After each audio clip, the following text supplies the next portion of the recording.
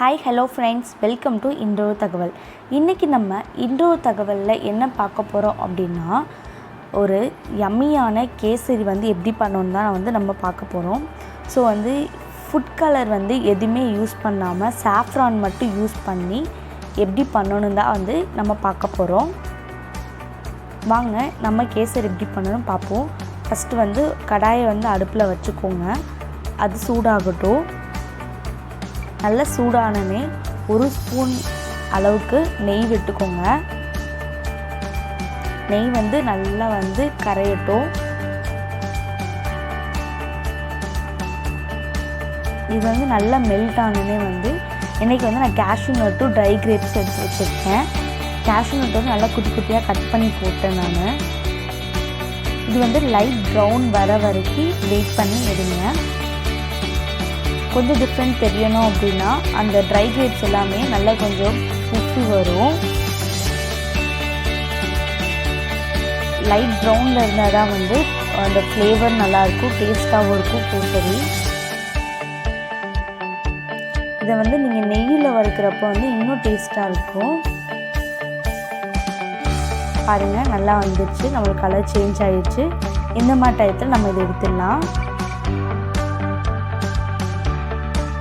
இதே நெய்யிலே இன்றைக்கி நான் 1.5 டம்ளர் ரவை எடுத்திருக்கேன். ரவை ரோஸ்டர் ரவை தான். மறுபடியும் நம்ம ரோஸ்ட் பண்ணி இதை செஞ்சோம்னா இது இன்னும் டேஸ்ட்டாக இருக்கும். ஸோ ரவையெல்லாம் 1.5 கிளாஸ் ரவையை நான் இதில் போட்டுடுறேன். அந்த நெய்யில் ரோஸ்ட் ஆகிறப்ப ரவையோட டேஸ்ட் நல்லாயிருக்கும். கேசரி டேஸ்ட்டே சூப்பராக இருக்கும். இது நல்லா எல்லா பக்கம் படுற மாதிரி நல்லா நெய் படுற மாதிரி நல்லா வறுத்துக்குங்க.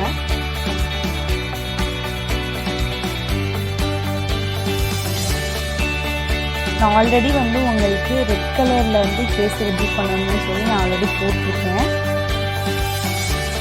இதிலே நீங்கள் 3 ஏலக்காய் போட்டுக்கோங்க.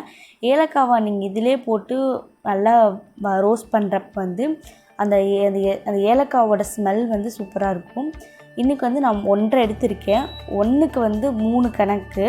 ஸோ 1.5 எடுத்திருக்கனால இந்த செம்பு ஃபுல்லாமே எனக்கு கரெக்டாக வந்துச்சு. ஸோ ஃபுல்லாக நான் தண்ணி ஊற்றிட்டேன்.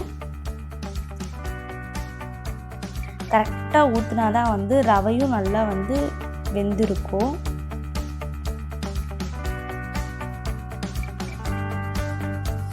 ஸோ ரவை நல்லா வேகட்டும். பாருங்கள், தண்ணியெல்லாம் வற்றிருச்சு. ரவையும் நல்லா வெந்துட்டுருக்கு.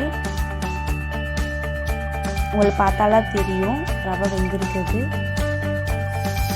இப்போ கொஞ்சோன்னு ஹாட் வாட்டரில் நான் சாஃப்ரான் ஆல்ரெடி ஊற வச்சுட்டேன். ஸோ அதை இதில் விட்டு நல்லா மிக்ஸ் பண்ணிக்கலாம்.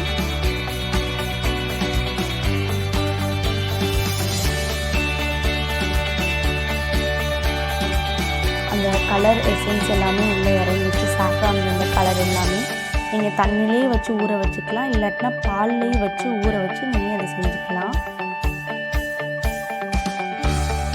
நம்ம ஃபுட் கலரிங்லாம் யூஸ் பண்ணாமல் இந்த மாதிரி செய்கிறப்போ குழந்தைங்களுக்குலாம் நம்ம கொடுத்துக்கலாம்.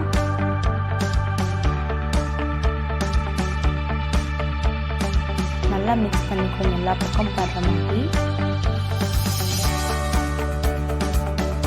இப்போ 1 கிளாஸ் ரவை எடுத்தோம்னா 1 கிளாஸ் சர்க்கரை வைக்கணும். நான் 1.5 கிளாஸ் எடுத்துக்கனால 1.5 கிளாஸ் சர்க்கரை நான் போட்டுக்கிறேன். சர்க்கரை இல்லை அப்படின்னா நாட்டு சர்க்கரையும் நீங்கள் யூஸ் பண்ணால் அதுவும் இன்னும் டேஸ்ட்டாக இருக்கும்.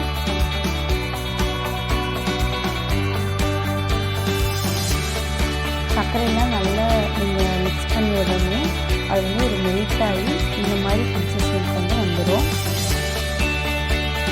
நல்லா மெல்ட் ஆகிடுச்சு. பாருங்கள், பார்த்துட்டு உங்களுக்கு தெரியுது.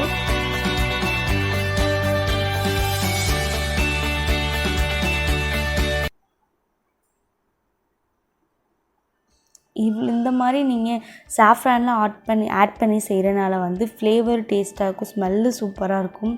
சாப்பிட்றதுக்குமே நல்லாயிருக்கும். நம்ம வறுத்து வச்சுருந்த கேஷ்யூ நட்டையும் ட்ரை கிரேப்ஸையும் நம்ம அதுக்கு மேலே போட்டுட்டு அதை லைட்டாக மிக்ஸ் பண்ணிக்கலாம்.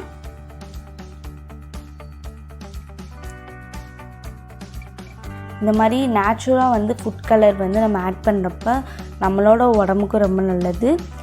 அதுவும் டேஸ்ட்டுமே இன்னும் நல்லாயிருக்கும். குழந்தைங்க இருந்தாங்கன்னா அவங்களுமே விரும்பி சாப்பிடுவாங்க. இதை வந்து சர்வ் பண்ணிக்கலாம். பாருங்கள், கேசரி வந்து ரெடி ஆகிடுச்சு. உண்மையிலே வந்து ரொம்ப டேஸ்ட்டாக இருந்துச்சு. கண்டிப்பாக நீங்களும் ட்ரை பண்ணி பாருங்கள், உங்களுக்கும் பிடிக்கும். எந்த ஃபுட் கலருமே இல்லாமல் சாஃப்ரான் மட்டும் யூஸ் பண்ணி பண்ண கேசரி யம்மியாக இருந்துச்சு. நீங்களும் கண்டிப்பாக ட்ரை பண்ணி பாருங்கள். இந்த வீடியோ பிடிச்சிருந்துச்சு அப்படின்னா எங்களோட சேனலை சப்ஸ்கிரைப் பண்ணுங்கள். எங்களோட சேனலை ஃபஸ்ட் டைம் நீங்கள் பார்க்குறீங்கன்னா கண்டிப்பாக சப்ஸ்கிரைப் பண்ணுங்கள். இந்த மாதிரி வீடியோஸ் நிறையா நாங்கள் அப்லோட் பண்ணுறோம். அண்ட் லைக் பண்ணுங்கள், ஷேர் பண்ணுங்கள், கமெண்ட் பண்ணுங்கள். கீப் வாட்சிங் our channel and keep supporting us. And bye friends.